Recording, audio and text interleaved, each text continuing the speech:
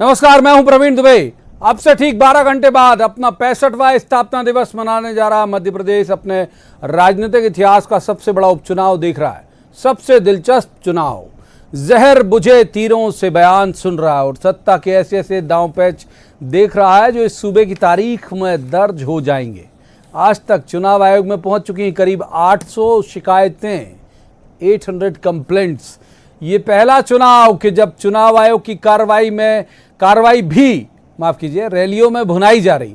आखिरी दौर में पहुंच रहे चुनाव में बयान और तल्ख हुए हैं। हर तरह की जोर आजमाइश है। अशोकनगर की चुनावी सभा में शिवराज ने कमलनाथ की तुलना रावण से कर दी, लेकिन कांग्रेस पर हमलावर हो रहे शिवराज उम्मीदवार के लिए ढाल भी बन जाते हैं और सभाओं में इस लहजे में आते हैं कि उम्मीदवारों की भूल चूक माफ कर देना। उन्होंने कहा भाई जज्जी अगर नमस्ते बवस्ते नहीं करता हो कभी तो बुरा नहीं मानिएगा, छोटे छोटे मसलों को लेकर नाराजगी नहीं रखना है, बड़ा चुनाव है ये शब्द थे शिवराज जी के। तो आखिरी दौर में सियासी दलों का पूरा जोर, चंबल के दंगल में कमलनाथ पर चुनाव आयोग की शक्ति बढ़ी तो चुनाव चंबल, ग्वालियर चंबल की सीटों पर फोकस करते हुए कांग्रेस की तरफ से सिंधिया पर हमला बोलने पूर्व मंत्री उमंग सिंगार की आज एंट्री कराई गई। तो प्रचार के आखिरी 24 घंटे में कौन सी नई करवट लेगा चुनाव? मतदान के पहले की आखिरी सभाओं में कौन से सियासी नुस्खे आजमाए जाएंगे?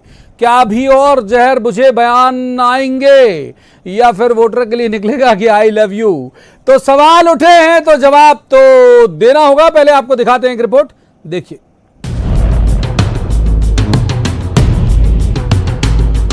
भैया विभीषण ने समझा के मान जाओ, नहीं माने। मंत्री सुमंत ने समझाया मान जाओ, नहीं माने। और अंत में क्या हुआ मेरे बहनों और भाइयों? रावण का वंश सहित विनाश हो गया। कोई नाम लेगा पानी देगा नहीं। कमलनाथ जी, ये अहंकार सबसे बड़ा शत्रु होना। रावण की तरह जिस तरह से रावण ने सीता जी को चुराया था, कमलनाथ जी की सरकार जो वोटों से बनी थी उसको नोटों से इन्हें चुराया है। त्रेता द्वापर युग में पहुंच रहे हैं 28 सीटों के उपचुनाव। दशहरा गुजरा है अभी तो रावण की मिसाल देकर वोटर से कनेक्ट करना आसान। कमलनाथ पर हमलावर हुए शिवराज उम्मीदवार की संभाल भी नहीं भूलते। वोटर से मुखातिब होते ही गुजारिश करते हैं उम्मीदवार से कोई भूल हुई हो तो भुला देना। ये सहज बर्ताव है उनका या किसी अंदेशे की वजह से सभाओं में ये बयान जुड़े हैं? आखिरी दौर में कांग्रेस का पूरा फोकस ग्वालियर चंबल की 16 सीटों पर। चुनाव आयोग की सख्ती के बाद सभाएं रद्द, लेकिन कमलनाथ मुरैना में रोड शो करेंगे। ग्वालियर चंबल के हिसाब से बनाई गई रणनीति में उमंग सिंघार मैदान में उतरे सिंधिया पर हमला बोलते हुए। सिंधिया जी ने कहा कि कांग्रेस में आपका कोई भविष्य नहीं है। आपको भी जो आपकी आर्थिक स्थिति है उसको लेके हम भी आपको कर देते 50 करोड़ की व्यवस्था। मेरी भाजपा में बात हो गई है और आपको मंत्री पद दे देते। तो ये बीडी शर्मा जी कल कह रहे थे कि खुलासा कीजिए अपने नाम का, किसने कहा? तो सिंधिया जी ने ये बात कही थी, स्पष्ट मैं करना चाहता हूँ। और उन्होंने स्पष्ट कहा था कि कांग्रेस में कोई भविष्य नहीं है और भाजपा में मेरी सबसे बात हो गई। तू डाल डाल में पात के अंदाज में बढ़ रहे चुनाव हर दिन रोमांचक हो रहे हैं। कमलनाथ पर रोक लगे 24 घंटे गुजरे कि उन्होंने सुप्रीम कोर्ट में चुनाव आयोग के आदेश को चुनौती दे दी। अब आखिरी दौर में पहुंच रहा है चुनाव। मध्य प्रदेश का राजनीतिक भविष्य तय करने वाले चुनाव से सियासी दलों का ही नहीं, वोटर का मुस्तकबिल भी तय होना है। भोपाल में अनुराग श्रीवास्तव, धार में नवीन मेहर, अशोकनगर में समीर द्विवेदी के साथ bureau report, news 18, Madhya Pradesh, Chhattisgarh. तो रस्मन, सबसे पहले मेहमानों का परिचय मैं आपसे करा दूं। हमारे साथ है पंकज चतुर्वेदी, ये बीजेपी के नेता है। पंकज जी का बहुत स्वागत। दूसरे मेहमान सैयद जाफर, ये प्रवक्ता हैं कांग्रेस के। सैयद जाफर का भी बहुत स्वागत। एक जो पहले वाले व्यक्ति हैं पंकज जी, वो सिंधिया समर्थक हैं। सैयद जाफर कमलनाथ के समर्थक माने जाते हैं।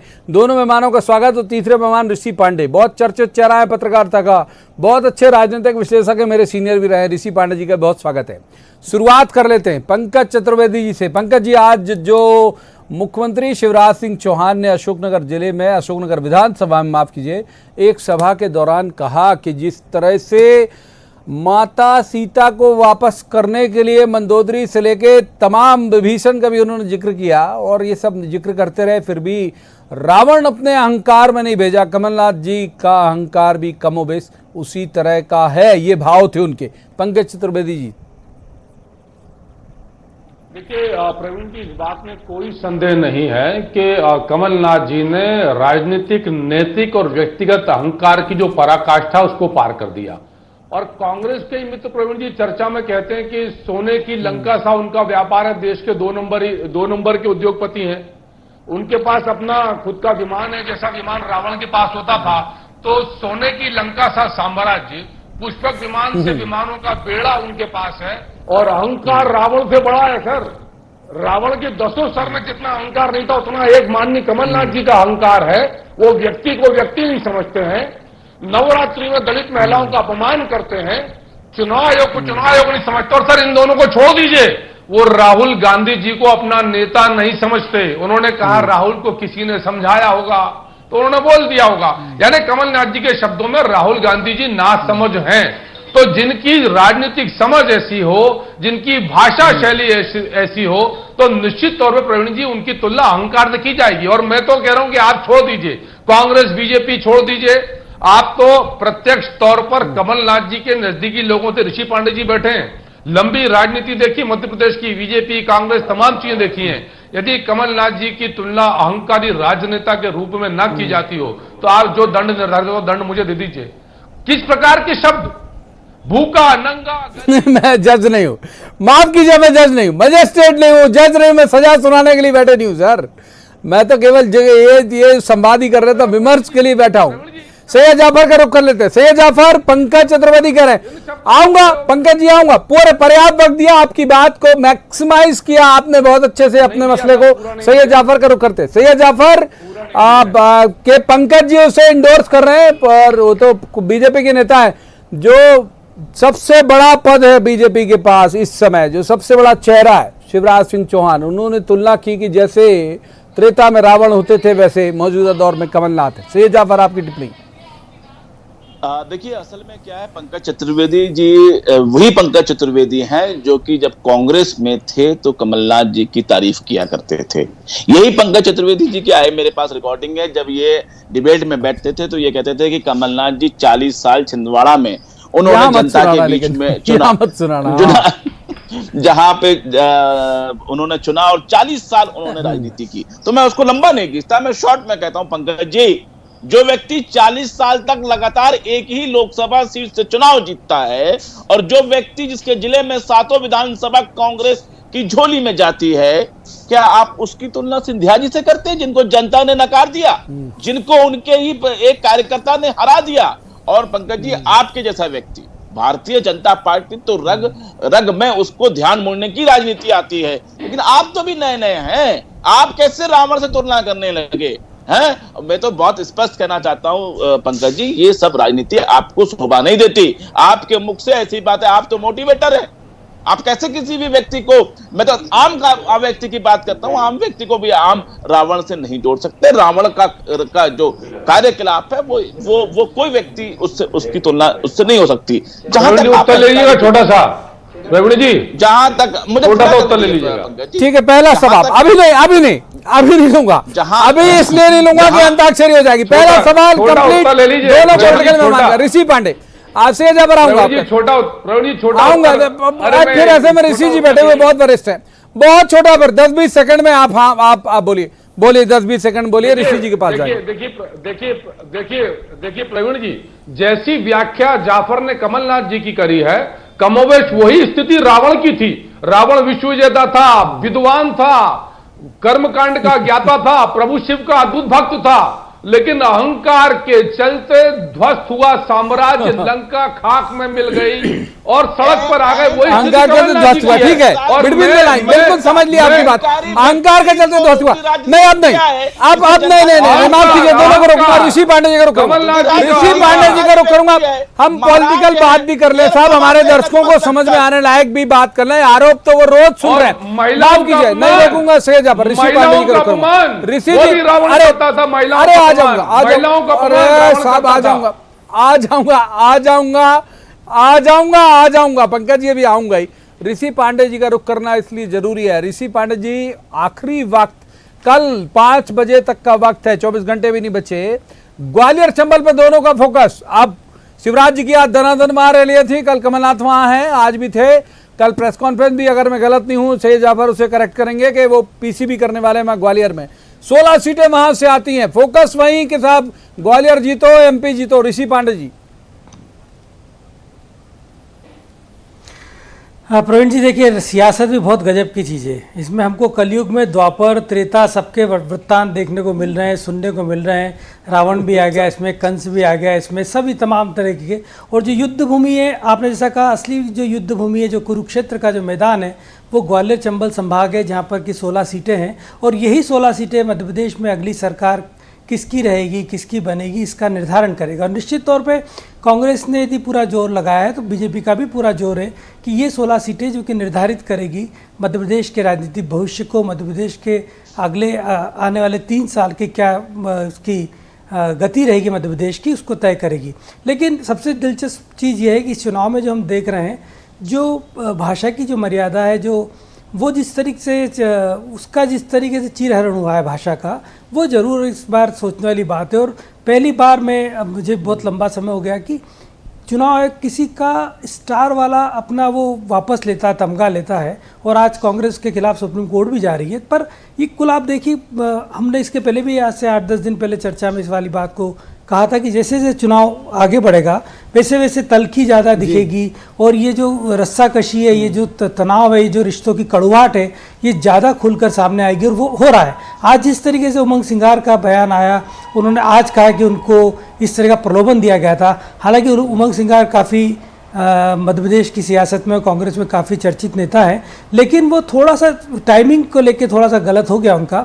यदि वो ये उसी समय बोलते तो इसकी ज़्यादा महत्व था। हालांकि आज चूंकि मौका मिल गया कि चूंकि वीडी शर्मा ने थोड़ा लेट आए, पर चूंकि उनके पास इसके लिए भी एक कुशन है कि वो बता चुके कि कल वीडी शर्मा ने उनसे पूछा कि नाम बताइए, इसलिए उन्होंने नाम बता दिया। लेकिन ये अब 24 घंटे का समय है और ये 24 घंटे बहुत निर्णायक है। इसके बाद के जो वोटिंग के पहले तक की जो 2 रातें जाएंगी, एक दिन जाएगा, वो भी बहुत निर्णायक होगा। और उसमें ही असली हार जीत की लीड का अंतर तय होगा। सारे जो चुनाव के जो रस्म अदायगी होगी वो सारी पूरी होगी। उसके बाद प्रत्याशी के पक्ष में या विपक्ष में वोट जाएगा। अब एक बार पंकज जी का कर लेते हैं इसी बात को। मैं हमारे आज की इस स्टोरी का, आज के इस पैकेज का पार्ट भी है ये।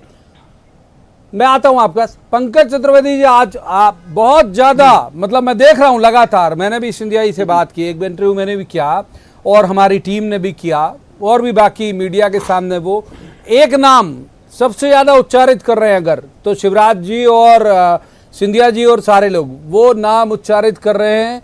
वो लोग लगातार, जिसका उसी नाम में आज कहा उमंग सिंगार, उसने कहा कि 50 करोड़ की रिश्वत का ऑफर खुद ज्योतिरादित्य सिंधिया ने किया था और ये कहा था कि तुमको मंत्री बना देंगे, गलत जगह हो तुम। पंकज चतुर्वेदी जी, वो व्यक्ति जिसका आप लोग नाम उच्चारित कर रहे हैं कांग्रेस को डिफेम करने के लिए, वो आपके पर दम से हमला कर रहा है। देखिए, वो दम से नहीं हमला कर रहे, वो बेदम होकर हमला कर रहे हैं। और दिग्विजय सिंह के कांग्रेस के राजनीतिक प्रहारों से बेदम होकर उमंग सिंगार ने हमला किया है। और कारण बहुत स्पष्ट है प्रवीण जी, कि उमंग सिंगार को पता है कि कमलनाथ जी तो गए 10 की शाम को या 11 की सुबह दिल्ली चले जाएंगे। अब मध्य प्रदेश में कांग्रेस का माई बाप कौन? दिग्विजय सिंह, क्योंकि नकुलनाथ तो स्वयंभू नेता से आए चले गए, कमलनाथ जी चले आएंगे। तो अब यदि कांग्रेस में रहना है तो दिग्विजय सिंह की जय जयकार कहना, यह उमंग सिंगार को पता है। और ये वही उमंग सिंगार हैं जिन्होंने दिग्विजय सिंह को बतौर मंत्री देते हुए भूमाफिया, शिक्षा माफिया, खनन माफिया, शराब माफिया, सबका सूत्रधार बताया और हिस्सेदार बताया। और आज तक प्रवीण जी उमंग सिंगार अपनी बात पर कायम है। दिग्विजय सिंह जी ने कोई बात नहीं करी। मुझे तो आश्चर्य हुआ कि आज जब भारतीय जनता पार्टी पक्ष की ओर से हम लोगों ने अपनी बात रखी तो दिग्विजय सिंह कह रहे हैं कि पंकज चतुर्वेदी कौन होते हैं, सिंधिया जी अगर बात रखें। तो हम भी ये पूछ रहे हैं उमंग सिंगार जी कि 7 महीने मुंह में दही जमा था क्या? आज अपनी राजनीतिक रोटी बचाने के लिए, कांग्रेस में कद और पद की लड़ाई के लिए आप सिंधिया जी के नाम का दुरुपयोग कर रहे हो। कौन से प्रमाण और तथ्य आपके पास हैं? दम है तो सामने आकर बात करिए, क्योंकि सिंधिया परिवार पर इस प्रकार के आरोप प्रवीण जी किसी बच्चे से भी आप कहेंगे तो स्वीकार नहीं करेगा, क्योंकि उन परिवार की राजनीतिक विरासत 3-3, 4-4 पीढ़ी की है। सैयद जाफर, हम तो केवल हम तो साहब यथावत जो भी हमारे साथ सामने प्लेट में होता है वो परोस देते हैं, हम पकाते नहीं है, हम पकाते नहीं। पंकज चतुर्वेदी, जो भी उपलब्ध होता है मटेरियल वो परोस देते हैं। आज ये मटेरियल उपलब्ध हुआ तो परोस दिया। कमलनाथ जी की रावण से एक और तुलना, कमलनाथ जी की रावण से एक और तुलना, महिलाओं का अपमान जो उन्होंने बहन इमरती जी के लिए कहा, इसलिए आज जो मुख्यमंत्री शिवराज जी ने कहा कि कमलनाथ जी का आचरण रावण सा है, उनके क्रियाकलाप रावण से हैं, उनके वक्तव्य रावण से हैं। ठीक है, और पूरा वक्त दिया आपको। मैं दोनों पॉलिटिकल गेस्ट को ज्यादा वक्त दे देता हूं इसलिए कि लगे नहीं कि कहीं हम झुक रहे। सैयद जाफर, ये जो पंकज चतुर्वेदी कह रहे हैं कि भाई चेतना जागृत होने में उमंग सिंगार के इतना वक्त क्यों लगा, एक बात, और दूसरी बात वो कह रहे हैं सिंधिया जी पे इस तरह का आरोप कोई बच्चा भी नहीं लगा सकता। सैयद जाफर, किस सिंधिया जी की बात कर रहे हैं? ये उस सिंधिया जी की बात कर रहे हैं जिस पर अशोकनगर की इनकी कार्यकर्ता ने 50 लाख रुपए लेने की बात की। आप उनके खिलाफ, आपकी सरकार है, अगर आपको लगता है कि वो झूठ बोल रही है तो आप उनके खिलाफ एफआईआर कीजिए। अरे हम कमलनाथ जी की बात करो, बीच में मत बोलिए पंकज जी, निगरानी के एजेंट कमलनाथ जी की नहीं, बीच में कैसे नहीं बोलिए? गलत बात। देखिए जाफर, आप गलत बोल रहे हैं, आप, मैं सच बोल रहा हूं, गलत बोल रहे हैं। ये रंग बदलने का काम कमलनाथ का है। ये 281 करोड़ रुपए किससे मिले इनकम टैक्स खाते में? रतुलपुरी के मामा कौन है? रतुलपुरी के मामा नहीं तो गलत कैसे बोलोगे? रतुलपुरी के मामा कौन है?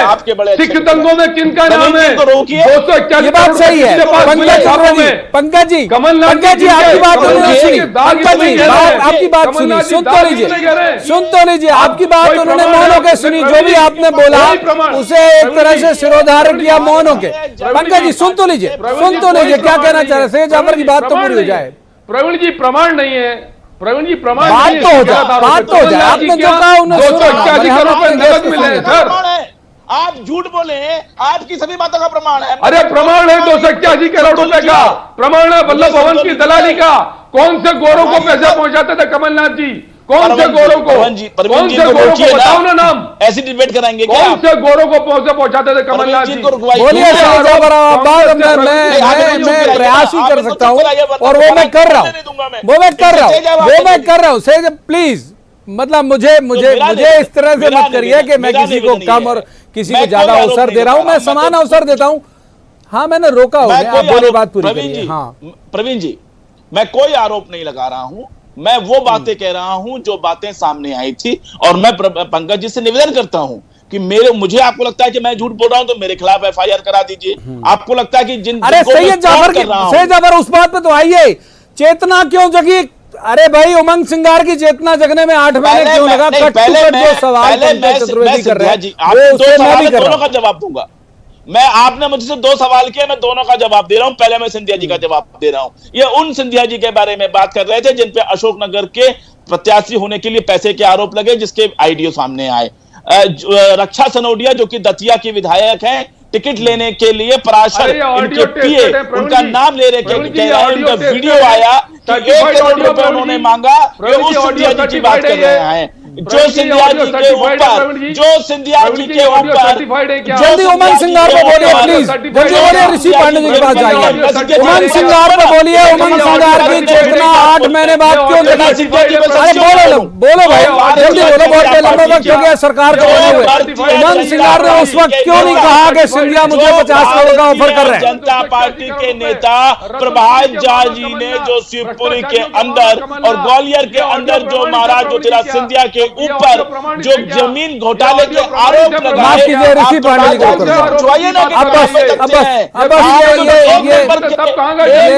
केस ज्योतिराज सिंधिया जी ने ये आरोपों की बौछार के बजाय मैं कट्टुकट बात करना चाह रहा था। ऋषि पांडे जी को करूंगा, दोनों पॉलिटिकल गेस्ट को रोकूंगा, माफ कीजिए, दोनों से विनम्रता के साथ दोनों को रोकूंगा। माफ कीजिए, ऐसी नौबत हम अपने शो में कभी लाते नहीं, ऑडियो डाउन करने की ऐसी नौबत मत लाइए प्लीज। ऋषि पांडे जी का रुख करेंगे। ऋषि पांडे जी, आखिरी दौर चल रहा है। एक जो बात जो अशोकनगर में शिवराज जी ने कही कि भाई जज्जी, अगर मान लीजिए ऐसी इतनी छोटी बात का बुरा नहीं मानना कि साहब ये सामने से निकल जाता है, नमस्ते नहीं करता या सिर झुका के निकल जाता है, तो ये जो गारंटर बन रहे हैं शिवराज जी सारी जगह जाके, तो क्या ये एक मैसेज है कि जो कैंडिडेट है वो अपने दम पर जिता पाने में सक्षम नहीं? ऋषि पांडे जी, देखिए प्रवीण जी, बहुत क्लियरली है ये, क्योंकि ये चुनाव बहुत ही आन बान शान का चुनाव है। पहली बार ऐसी परिस्थितियां बन रही कि एक साथ 28 सीटों पे उपचुनाव हो रहे हैं। आमतौर पे उपचुनाव 1 या 2 या 3 सीटों पे होते हैं। ये एक विशेष परिस्थितियां हैं और मैंने पहले भी उल्लेख किया कि विशेष परिस्थितियों से ही मध्य प्रदेश का राजनीतिक भविष्य तय होगा। अब जज्जी के बारे में यदि शिवराज जी ने ऐसा कहा है तो निश्चित तौर पे उनके पास उनका फीडबैक आया है। ऐसे कई सारे विधायकों के फीडबैक है। वैसे भी हम पहले भी कई बार शिवराज सिंह चौहान के मुंह से सुन चुके हैं कि जो भी जनप्रतिनिधि आए वो पैर में चक्कर, मुंह में शक्कर और सिर पे बर्फ रखे, ताकि वो, इसका आशय ये रहता है कि वो व्यवहारिक रहे, वो लोगों से मिलनसार रहे, लोगों के काम करे। पर आमतौर पर ऐसा होता नहीं जनप्रतिनिधि बनने के बाद, और उसमें कुछ न कुछ काफ़ी सारे ये विकृति आ जाती है। तो शायद उसको मिनिमाइज करने के लिए उसको शिवराज सिंह चौहान ने ये लोगों के सामने खुद को पेश कर रहे हैं। वो खुद को कह रहे हैं कि ये सरकार अभी परमानेंट नहीं है, ये सरकार को आपको परमानेंट करना है। तो ये जो व्यवहार कर लेके जो दिक्कत है, ये कई सारी जगह जनप्रतिनिधियों के साथ आती है। और ये यदि वो उसको माइल्ड करने की कोशिश कर रहे हैं कि हो सकता है कि नमस्कार नहीं की हो पर भूल जाना है इसको, तो ये एक बहुत ही स्वाभाविक सा है। लेकिन बड़ा दिलचस्प है कुल मिला के ये जो चुनाव की जो रण है, जो आरोप है, जो प्रत्यारोप है, ये जो सफाइयां पेश की जा रही है, ये बहुत बड़ी बात कर रहे हैं ऋषि पांडे। पंकज जी का छोटा जवाब चाहूंगा। पंकज चतुर्वेदी जी, 28 जगह क्या शिवराज जी जाएंगे चुनाव के बाद? शिवराज जी के पास जाएंगे लोग काम कराने के लिए या सिंधिया जी के पास जाएंगे? मतलब कैंडिडेट के गारंटर अगर हर जगह जाके ज्योतिरादित्य सिंधिया और शिवराज सिंह चौहान बनेंगे तो साहब ये चुनाव के बाद क्या जनता इन्हें थोड़ी पकड़ पाएगी, इन दोनों बड़े नेताओं को?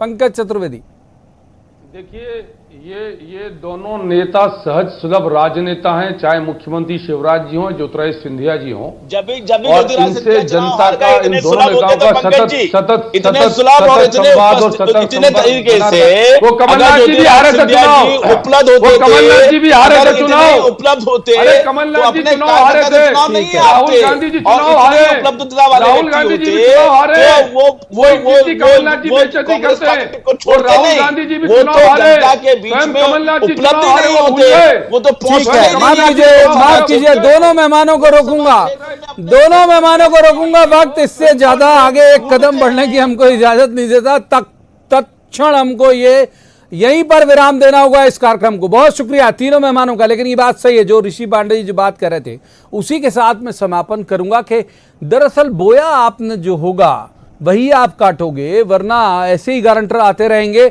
और वो लगातार ये कहते रहेंगे कि भाई मैं हूं पीछे और इनकी छोटी मोटी गलतियां जो है वो क्षमा करना। कितना क्षमा करेगी पब्लिक, क्या सोच रही है, ये लगभग मन बना चुकी है। वक्त भी बिल्कुल खत्म है लगभग। अब बहुत जल्दी चुनाव है, 3 तारीख को यहां पर वोटिंग हो जाएगी, तय हो जाएगा कि कौन सा नेता वाकई लोगों के माथे में, सर माथे पर चढ़ा हुआ है, जिसकी ग्राह्यता बहुत ज्यादा है, और कौन है जिसे नकार दिया गया। तो आज की इस चर्चा में इतना ही। अब मुलाकात होगी सोमवार को किसी खास मसले पर, खास पैनल के साथ बैठेंगे और कहेंगे, जवाब तो देना होगा। तब तक आप देखते रहिए न्यूज़ 18 मध्य प्रदेश छत्तीसगढ़।